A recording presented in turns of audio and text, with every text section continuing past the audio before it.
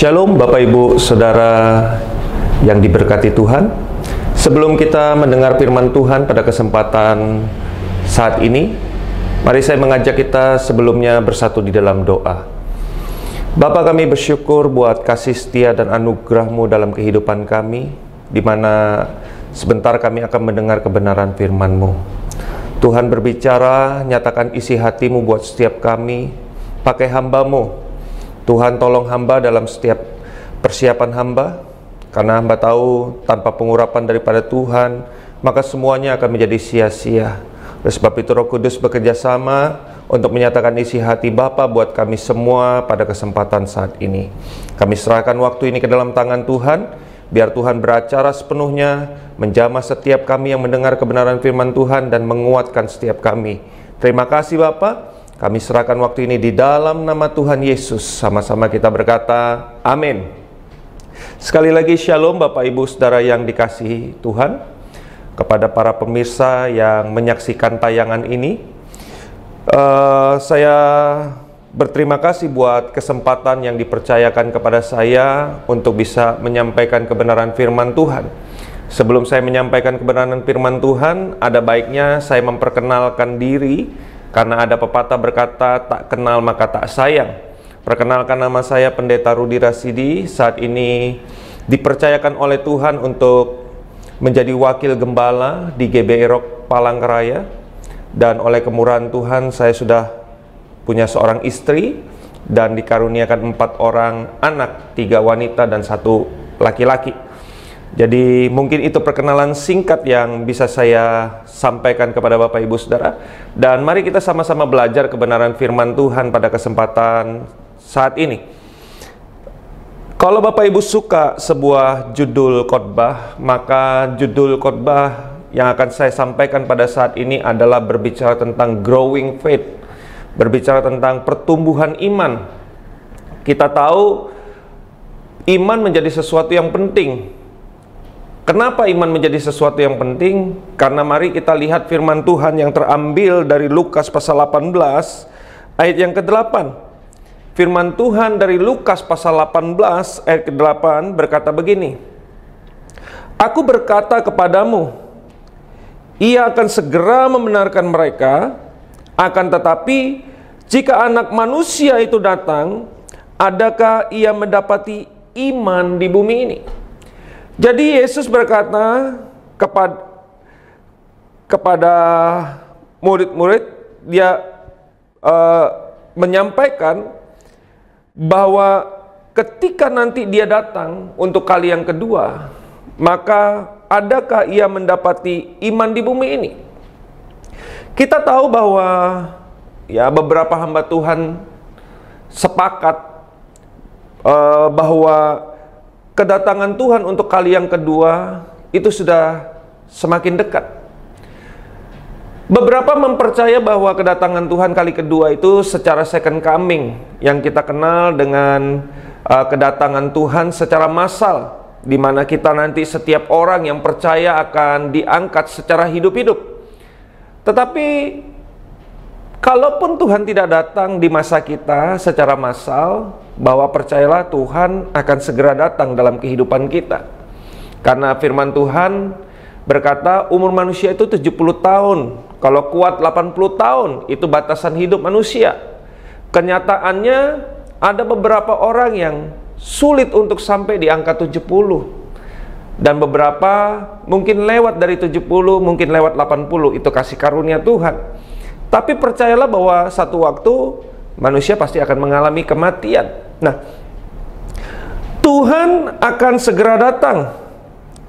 Kalau kita melihat dari kedatangan Tuhan, maka saya mengamati ada 2 berita penting. Berita pertama adalah berita yang baik. Kemudian berita yang kedua, tentu saja kalau ada yang baik berarti ada yang tidak baik. Berita baik adalah bahwa nanti ketika Tuhan datang untuk kali yang kedua, bahwa pada saat itu Tuhan akan membebaskan kita sebagai orang percaya dari semua kesengsaraan kita, dari semua persoalan kita, dari semua pergumulan kita selama kita hidup di dunia ini. Dan Tuhan akan melepaskan kita semua dari itu. Termasuk sakit penyakit saudara mungkin, termasuk persoalan rumah tangga mungkin, persoalan hidup, dan lain sebagainya. Tuhan akan membebaskan kita dari semua itu. Itu berita baik kalau nanti Tuhan datang menjemput kita masuk di dalam kekekalan. Tidak ada lagi penderitaan, tidak ada lagi duka cita, yang ada hanya sukacita yang melimpah bersama-sama dengan Tuhan. Amin. Nah, berita yang kurang baik tentang kedatangan Tuhan yang untuk kali yang kedua adalah bahwa seperti dikatakan dari Lukas pasal 1 sampai 8 ayat 18, pasal 1 sampai 8 tadi, di mana Tuhan berkata, waktu nanti Dia datang untuk kali yang kedua, apakah Dia masih mendapati ada iman di bumi ini? Jadi Yesus berkata, nanti ketika Dia datang untuk kali yang kedua, Dia berkata, masih adakah iman di bumi ini? Jadi saya percaya kalau Yesus berkata pada waktu nanti Dia datang untuk kali yang kedua, apakah masih ada iman di bumi? Berarti iman akan menjadi sesuatu yang langka. Iman menjadi sesuatu yang sulit untuk ditemukan. Beda dengan kemungkinan saat ini. Tapi saya pun tidak tahu apakah semua orang Kristen yang pergi ke gereja benar-benar mereka punya iman datang ibadah sama Yesus, atau sekedar hanya rutinitas. Tapi nanti kedatangan Tuhan untuk kali yang kedua, Yesus berkata, masih adakah iman di bumi? Artinya iman ini menjadi sesuatu yang sangat sulit untuk ditemukan. Ibarat peribahasa, mungkin seperti kita mencari jarum di tumpukan jerami. Nah, kenapa akan menjadi sangat sulit untuk menemukan iman? Kalau kita melihat dari kejadian 1 tahun ini belakangan, apa yang terjadi dengan ketika COVID-19 muncul di dunia ini, bahwa kita melihat di mana keadaan manusia hidup dalam keadaan new normal. Kita mengalami sebuah perubahan gaya hidup. Di sini kita melihat, kalau kita bandingkan dengan apa yang ditulis lewat Lukas pasal 18 ini, masih adakah iman di bumi dengan kejadian munculnya COVID-19? Kita melihat di sini bahwa inilah yang sedang terjadi. Bahwa manusia mulai mencintai diri sendiri. Dan inilah yang sedang terjadi. Dan Alkitab mencatat bahwa inilah ciri manusia di akhir zaman. Kalau Bapak Ibu baca di dalam 2 Timotius pasal 3 ayat 1 sampai dengan ayat yang kedua, 2 Timotius pasal 3 ayat 1 sampai dengan 2, firman Tuhan berkata begini, ketahuilah bahwa pada hari-hari terakhir akan datang masa yang sukar. Manusia akan mencintai dirinya sendiri. Ya, sekarang kita lihat dengan kasus COVID-19. Manusia menjadi mencintai diri sendiri lebih daripada dia mencintai Tuhan. Kenapa saya berkata begitu? Iya, karena hari ini manusia begitu ketakutan dengan namanya COVID-19. Dia mencintai diri sendiri, nggak berani keluar rumah mungkin nggak berani pergi ke gereja. Dia berkata cinta Tuhan, tapi hari ini tidak pergi ke gereja. Saudara, saya nggak habis pikir dengan keadaan manusia hari sekarang. Tidak pergi ke gereja, tapi bisa pergi kafe, bisa pergi ke rumah makan. Di rumah makan itu lebih mengerikan daripada pergi ke gereja. Rumah makan awalnya saja pakai masker, saudara. Tapi begitu makanan datang, kita udah nggak pakai masker lagi. Bahkan setelah makan kita masih ngobrol tidak pakai masker. Tapi di gereja semua pakai masker. Kita masih takut untuk datang ke gereja. Kenapa alasannya? Karena manusia mulai mencintai diri sendiri. lebih daripada mencintai Tuhan. Itu keadaan manusia akhir zaman. Kemudian apa? Mereka akan menjadi hamba uang.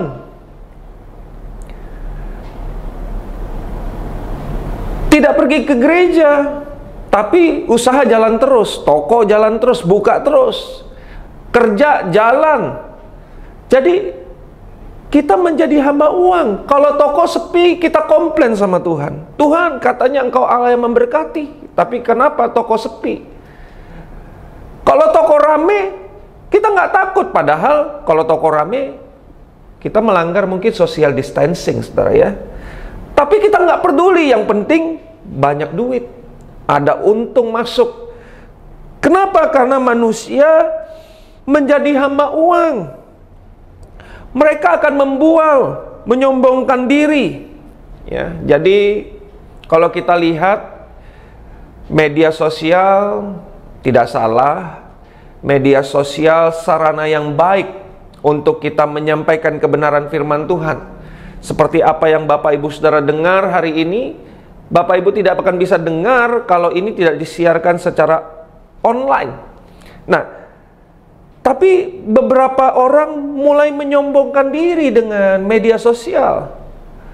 Ya, makan pamer, beli barang pamer.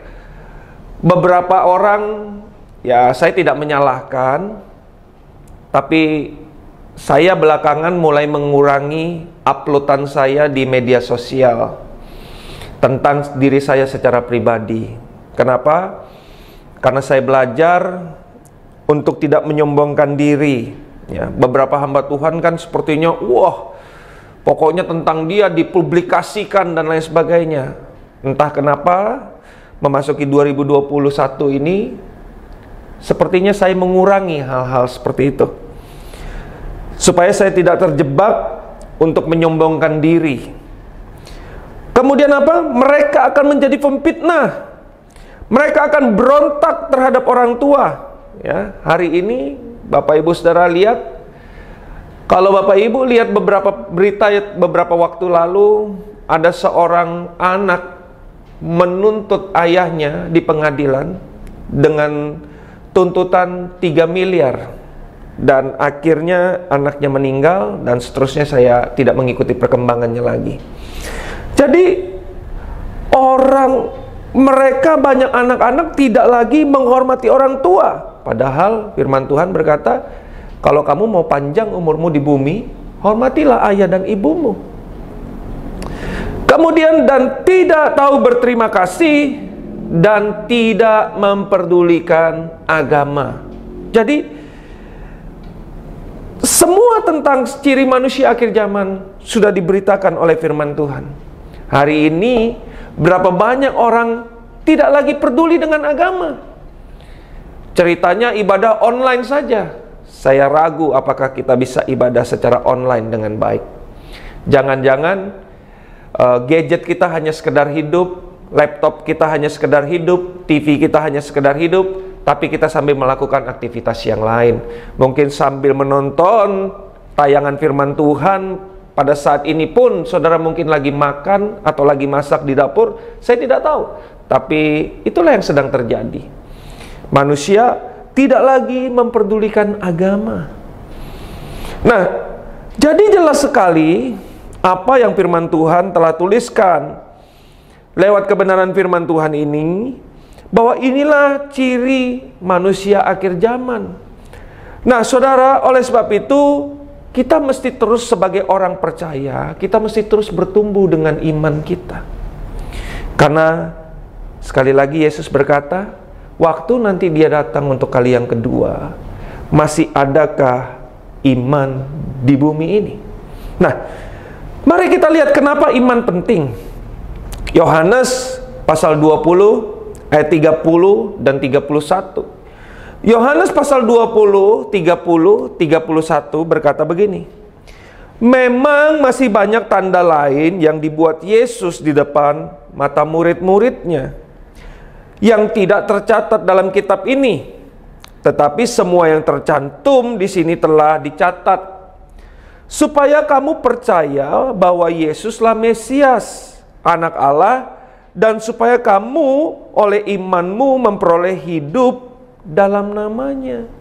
Jadi kenapa iman penting? Karena firman Tuhan berkata, dengan iman yang terus bertumbuhlah kita akan memperoleh hidup di dalam namanya, yaitu kehidupan kekal bersama-sama dengan Dia.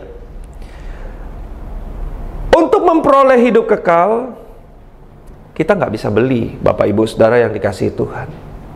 Berapapun harta kekayaan kita, apapun jabatan kita, kepintaran kita, kita tidak bisa membeli keselamatan kita. COVID-19 membuktikan hal itu. Jadi, maaf sekali saya harus berkata, uang Bapak Ibu nggak laku untuk membeli keselamatan Bapak Ibu. Kepintaran kita, jabatan kita nggak laku untuk memberi keselamatan kita. Bahkan kita nggak bisa beli nyawa kita dengan COVID-19. Berapa banyak kita lihat orang-orang yang dikatakan orang-orang punya duit, orang-orang yang mungkin duitnya nggak pakai nomor seri Bapak Ibu, saking banyaknya. Tapi menyedihkan sekali ternyata ketika mereka kena COVID, mereka mati sendiri tanpa ada keluarga yang menemani mereka. Begitu menderita hidup mereka, dan itu mereka alami di dunia ini. Jadi maaf kata bahwa uang kita, kekayaan kita, jabatan kita tidak bisa memberi keselamatan kita. Cuman iman di dalam Yesus Kristus, kata firman Tuhan, kamu bisa memperoleh hidup dalam namanya. Kamu bisa menerima keselamatan hanya dengan imanmu. Oleh sebab itu Bapak Ibu Saudara yang dikasihi Tuhan, kita harus menumbuhkan iman kita. COVID-19 menghancurkan banyak hal, termasuk iman orang percaya. Ya. Jadi COVID-19 menghancurkan bukan cuma usaha-usaha kecil, tapi COVID-19 juga menghancurkan orang-orang yang mungkin perusahaan-perusahaan besar. Mereka tidak lagi beroperasi, hotel-hotel tidak lagi beroperasi, pariwisata begitu terpukul hari ini. Tapi COVID-19 bukan cuma menghancurkan itu semua. COVID-19 juga menghancurkan iman orang percaya. Jadi Bapak Ibu Saudara, kita lihat dengan jelas begitu banyak orang ketakutan dengan namanya COVID-19. Padahal kita nggak tahu pastinya bagaimanakah penularan COVID-19. Tapi begitu banyak orang takut pergi ke gereja. Kenapa? Karena mereka berpikir bahwa COVID hanya ada di gereja. Padahal gereja sudah melakukan protokol ekstra keras. Kalau Bapak Ibu datang di tempat kami, kalau Bapak Ibu pakai masker scuba, maaf kata, kami harus mengganti masker Bapak Ibu. Bukan karena kami takut, tapi karena kami melakukan protokol kesehatan yang dianjurkan oleh pemerintah. Kami beriman bahwa pemerintah adalah wakil rakyat, di mana pemerintah menyampaikan kami harus mentaatinya. Dan inilah yang terjadi. Bahkan hari ini ada pendeta, lucu sekali. Pendeta nggak berani datang ke gereja dengan alasan takut COVID. Bagaimana ini mungkin terjadi? Tapi inilah akhir zaman. Firman Tuhan nggak salah kalau firman Tuhan ngomong, masih adakah iman di bumi ketika Dia datang untuk kali yang kedua? Jadi Bapak Ibu Saudara yang dikasihi Tuhan, mari bertumbuhlah dengan iman. Jangan takut terhadap COVID-19. Karena COVID-19 belum tentu membunuh saudara, Bapak Ibu. Ada orang yang sakit COVID, tapi buktinya dia masih hidup. Ada orang yang tidak kena COVID, buktinya dia mati juga. Jadi, apa yang kita takutkan? Mati dan hidup kita itu bukan di kena COVID. Mati dan hidup kita sebagai orang percaya ada di tangan Tuhan. Kalau kita memang ditentukan mati karena COVID, ya kita harus bersyukur sama Tuhan bahwa Tuhan lebih sayang saudara. Makanya kita dipanggil cepat. Tapi belum tentu tidak kena COVID kita mati, atau tidak kena COVID kita nggak mati. Jadi Bapak Ibu Saudara, jangan takut. COVID tidak membunuh saudara. Sakit COVID belum tentu mati. Tapi yang nggak sakit COVID juga belum tentu nggak mati loh Bapak Ibu. Ya bisa saja kita kejatuhan putung rokok. Ya, wih kok bisa putung rokok mematikan orang? Ya ternyata itu baleho dari iklan rokok saudara ya. Jadi kita bisa mati. Tapi percayalah bahwa orang Kristen, kalau kita mati, kata firman Tuhan, kalau saya tidak salah dari Filipi pasal 1:21, firman Tuhan berkata begini, hidup adalah Kristus, mati adalah keuntungan. Jadi apa yang kita takutkan? Mati dan hidup itu cuma masalah waktu. Ya. Sekali lagi, umum manusia 70 tahun, kalau kuat 80 tahun. Tapi kenyataan banyak orang nggak sampai 70 tahun. Ada orang lebih 70 tahun. Jadi mati dan hidup itu cuma masalah waktu. Apa yang saudara takutkan dengan mati? Semua manusia pasti mati. Tapi takutlah saudara, kalau saudara mati tanpa iman kepada Yesus Kristus. Karena itu menjadi sia-sia hidup kita. Nah, saudara, Bapak Ibu yang dikasihi oleh Tuhan, saat ini kita mau belajar bagaimana sih supaya iman kita ini bisa terus bertumbuh, supaya iman kita ini bisa tetap kuat di tengah keadaan yang tidak baik seperti sekarang. Bagaimana caranya? Karena begitu banyak orang yang hari ini hancur imannya. Mereka seperti orang yang tidak punya iman, seperti orang yang tidak punya pengharapan. Bagaimana caranya? Maka kita belajar dari firman Tuhan. Dari Markus pasal 5 ayat 25 sampai dengan 29. Markus pasal 5 ayat 25 sampai dengan 29, firman Tuhan berkata begini.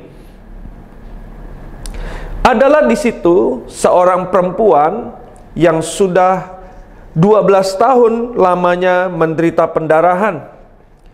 Ia telah berulang-ulang diobati oleh berbagai tabib, sehingga telah dihabiskannya semua yang ada padanya.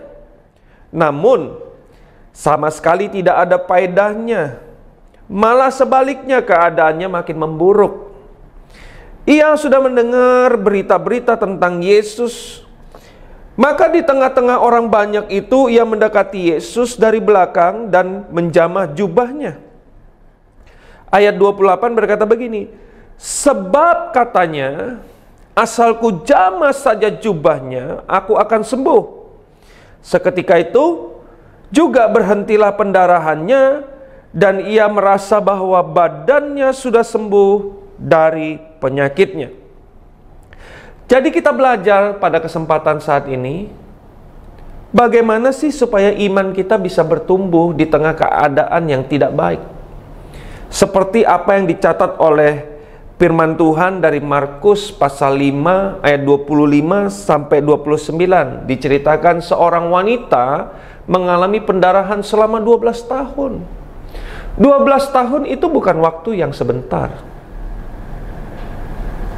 Beberapa waktu lalu muncul, kalau saudara punya media sosial seperti ya Facebook dan lain sebagainya, biasanya mereka memunculkan memori beberapa tahun belakangan yang sedang terjadi, yang saudara pernah masukkan, upload di media sosial Bapak Ibu Saudara. Beberapa waktu yang lalu muncul memori di mana saya berpergian dengan istri dan anak saya. Saya sudah lupa beberapa waktu itu. Tapi Begitu muncul di media sosial saya, ternyata waktu itu cuman berlalu cuman 3 tahun. Padahal menurut saya sudah begitu lama. Ternyata baru 3 tahun. Wanita ini dikatakan firman Tuhan mengalami pendarahan selama 12 tahun. Sekali lagi 12 tahun bukan waktu yang sebentar. Apalagi dengan sakit penyakit. Wanita ini dikatakan firman Tuhan, dia sudah berusaha dengan berbagai macam cara supaya dia bisa memperoleh kesembuhan. Bahkan dia berkata, firman Tuhan berkata, dia telah menghabiskan semua yang dia punya. Tapi apa yang ditulis firman Tuhan? Firman Tuhan berkata, semuanya itu tidak ada faedahnya. Keadaannya bukan semakin baik, tapi semakin buruk. 12 tahun dengan keadaan sakit penyakit. Kalau itu terjadi dalam hidup kita, mungkin kita sudah frustasi. Mungkin kita sudah, beberapa orang mungkin sudah bunuh diri. Kenapa? Karena penyakit yang begitu menyiksa, sudah menghabiskan banyak semua yang kita punya. Tapi wanita ini luar biasa. Justru selama 12 tahun dia tetap berusaha, dia tetap punya pengharapan. Dan satu waktu imannya tumbuh secara luar biasa. Dia bisa berkata, asal ku jamah saja jumbai jubah Yesus, maka aku akan sembuh. Pertanyaannya, dari mana datang iman yang besar itu? Dari mana iman wanita yang selama ini mengalami pendarahan 12 tahun? Dia punya iman yang bertumbuh secara luar biasa. Itu bukan perkara mudah. Ini yang mau kita belajar sama-sama. Nah, lewat kejadian ini kita belajar, ternyata supaya iman kita ini bisa terus bertumbuh, maka kita mesti mendengar berita-berita tentang Yesus. Atau kita mesti mendengar firman Tuhan dengan sangat baik. Karena begitu saudara mendengar firman Tuhan, ini akan memunculkan iman Bapak Ibu Saudara yang dikasihi Tuhan. Itu sebabnya Roma pasal 10 ayat 17 berkata begini. Roma pasal 10 ayat 17 firman Tuhan berkata, jadi iman timbul dari pendengaran, dan pendengaran oleh firman Tuhan. Jadi jelas firman Tuhan berkata, iman timbul dari pendengaran, dan pendengaran apa? Firman Kristus. Bagaimana mungkin iman kita bisa timbul? Bagaimana mungkin iman kita bisa bertumbuh kalau kita nggak pernah datang ke gereja? Kalau kita nggak pernah baca firman, kita nggak pernah dengar firman. Dengar firman nggak bisa sekedar lewat, Bapak Ibu, sambil makan, kemudian dan lain sebagainya, melakukan aktivitas lain, nggak bisa. Kita mesti duduk diam, dengar firman Tuhan dengan baik, supaya kita bisa muncul iman kita, timbul iman kita. Jadi firman Tuhan timbul dari pendengaran, dan pendengaran akan firman Kristus. Hari ini mana yang lebih saudara dengar? Kalau saudara mendengar gosip, maka saya percaya tidak ada iman di sana. Kalau saudara mendengar berita-berita yang ada hari ini, kalau saudara lihat uploadan, bahkan hari ini Palangkaraya katanya bertambah pasien COVID sekitar 100 lebih jumlahnya. Kalau kita melihat semua keadaan dunia, iman kita hancur. COVID sekali lagi menghancurkan iman orang percaya. Kalau saudara dengar berita-berita negatif yang ada di sekitaran saudara, percayalah, imanmu pasti rontok. Imanmu pasti hancur, dan kau akan ketakutan. Kalau engkau mendengar berita-berita tentang ketakutan dan itu membuat engkau takut, dan kau tidak punya iman. Jadi wanita ini, dia mendengar berita tentang Yesus dan imannya timbul.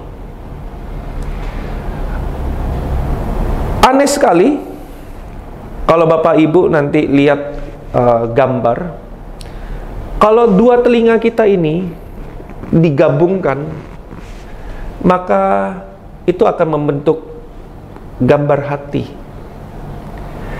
Nah, menarik sekali, dua telinga yang membentuk hati ini.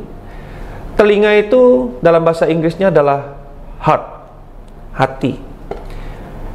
Di tengah kata heart itu ada tulisan ear atau pendengaran, ya. Nah, kalau kita mendengar berita-berita yang tidak baik, berita-berita negatif, itu akan membuat kita takut. Tapi kalau kita mendengar firman Tuhan, mendengar tentang kuasa Tuhan, kita melihat, kita menangkap semua janji Tuhan, bahwa rancangan Tuhan bukan rancangan kecelakaan, tapi masa depan penuh pengharapan. Saudara harus percaya, saudara dengar semua pengharapan yang diberitakan oleh firman Tuhan, dan aminkan semua itu, dan itu akan memunculkan iman percaya saudara. Jadi firman Tuhan berkata, iman timbul dari pendengaran, dan pendengaran akan firman Kristus. Jadi bagaimana kita mengembangkan, menumbuhkan iman kita? Dengar firman Tuhan, dengar firman Kristus. Ayat terakhir, dan kita akan selesai dengan ini, Markus pasal 5 ayat 34. Maka katanya kepada perempuan itu, "Hai anakku, imanmu telah menyelamatkan engkau. Pergilah dengan selamat dan sembuhlah dari penyakitmu." Jadi iman kita perlu kita tumbuhkan. Kenapa? Karena nanti waktu Yesus datang untuk kali yang kedua, dia nggak bertanya berapa kekayaanmu, apa jabatanmu, apa pangkatmu. Dia tidak bertanya semua itu. Tapi yang diperhitungkan dari semua yang kita miliki nanti, ketika dia datang, dia berkata, masih adakah imanmu? Karena imanmu lah yang menyelamatkan kamu. Apa sih iman? Iman dari Ibrani pasal 11 ayat pertama.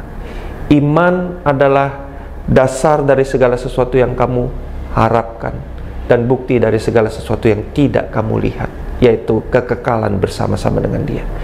Untuk itu semua kita perlu iman. Jadi mari Bapak Ibu Saudara yang dikasihi oleh Tuhan, para pemirsa yang diberkati Tuhan, di waktu-waktu kedatangan Tuhan kali kedua ini, selama kita masih hidup, selama kita masih diberikan kesempatan untuk hidup, mari tumbuhkanlah imanmu. Pertumbuhkan imanmu dengan baik, karena iman kita kepada Kristuslah yang akan menyelamatkan kita. Tuhan Yesus memberkati. Mari kita satu hati, kita berdoa. Bapa, kami bersyukur buat setiap firman yang kami dengar pada kesempatan saat ini.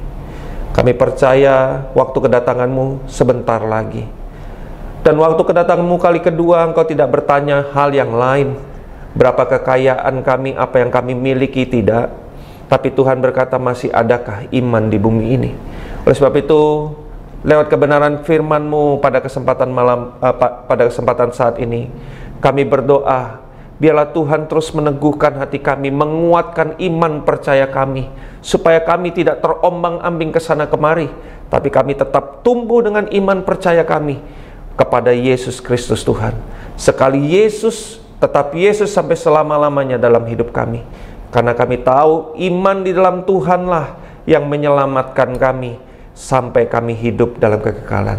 Terima kasih Bapak, terima kasih, kami bersyukur hanya di dalam nama Yesus Kristus Tuhan. Sama-sama kita berkata, amin. Tuhan Yesus memberkati.